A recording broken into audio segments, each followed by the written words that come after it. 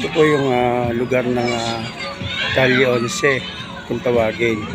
Ngayon po, kami po ipapasok ngayon din sa isa sa ating i-interviewin na yung isa sa talagang indigent.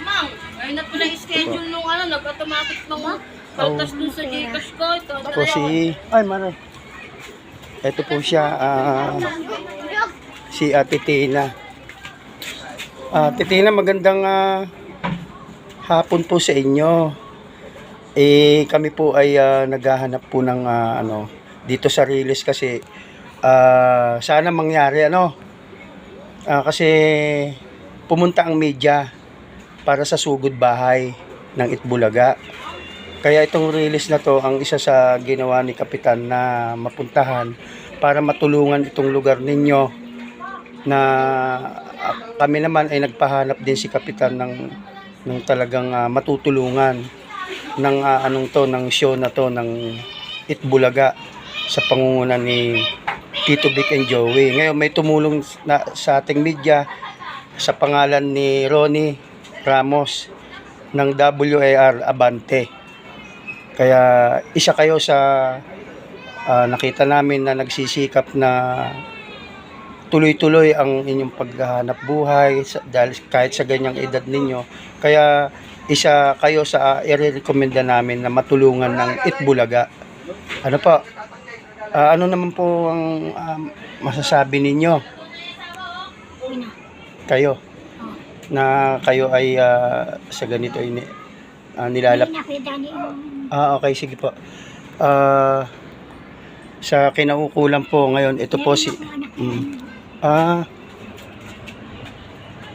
may sakit. Okay. Okay. Meron siyang